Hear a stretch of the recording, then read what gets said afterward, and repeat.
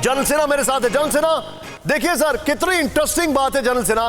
एक तरफ मोदी की जय जयकार, दूसरी तरफ विरोध ज्यादा हो रहा है, उसके बाद मोदी की जय जयकार। यह अपने आप में दोनों पैराडॉक्स है। यह बता रहा है कि लीडरशिप कितनी इंपॉर्टेंट है। क्या कहेंगे आप इस पर?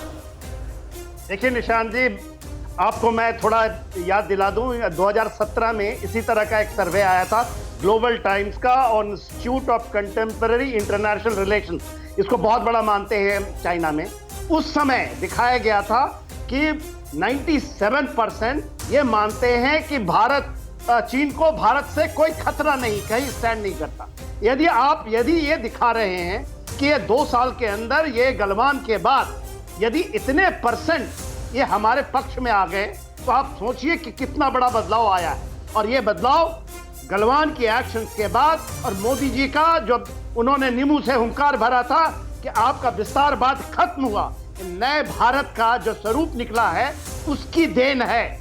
अभी तो कुछ सिन्हा साहब, मुझे एक बात बताइए, चीनी फौजी जो हैं वो क्यों नहीं डर रहे? चीन के लोगों को लगता है भारत फौज कुछ नहीं कर सकती, लेकिन मैं आपके पास तुरंत आप ही के पास आ रहा हूं। अभी अपने दर्शकों को एक बार ब्रेकिंग फिर से दिखाता हूं, क्योंकि चीन को देखना जरूरी है, क्योंकि चीन में तो ये ब्रेकिंग दिखाई नहीं जाएगी, वहां पर तो ग्लोबल टाइम्स भोंपू है। देखें आप, सरकारी ग्लोबल टाइम्स का सर्वे दिखाना के दरमियान में आपको दिखा रहा हूं चालबाज चीन से जुड़ी इस वक्त की बड़ी खबर। एक और वो ये है कि जो TV9 भारतवर्ष के हाथ लगी वो एक्सक्लूसिव तस्वीर दिखाएं।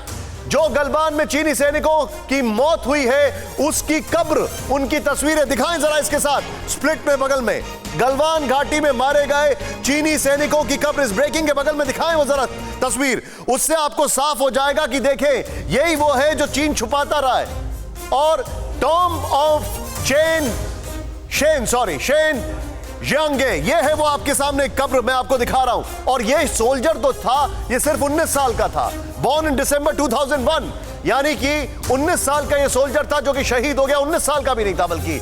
Met in fight against India border, ये देखें, और ये देखें, फाइट अगेंस्ट इंडिया बॉर्डर, वहां पर लिखा हुआ है। ये एक एक चीज देखें आप, जो हम आपको दिखा रहे हैं, ये उसकी कब्र है, ये दिखाएगा नहीं चीन, ये हम आपको दिखा रहे हैं। चीन का सर्वे और चीन के मुंह पर ये कब्र भी हम दिखा रहे हैं। देखें आप, ये किस तरीके से गलवान में मारे गए चीनी सैनिकों की कब्र की तस्वीर आपके सामने, जो आपने कहीं नहीं देखी। अब मैं जनरल सिन्हा के पास वापस जाऊंगा। जनरल सिन्हा, मुझे एक चीज बताएं, चीन में भारत के फौज का डर नहीं है क्या? उनको फिर रट्टू तोता की तरह बताया जाता है, मत डरो 62 का जाप करो, और यहां पर गलवान में उनको धोया, हर जगह धोया। क्या कहेंगे आप इस पर सर? देखिए, ये दूसरी बात है जब आप कह रहे हैं, देखिए चीन की कॉन्स्क्रिप्ट आर्मी हर एक बार आती है सीमाओं के ऊपर में जी, और मैंने उनसे बहुत इंटरेक्ट किया है।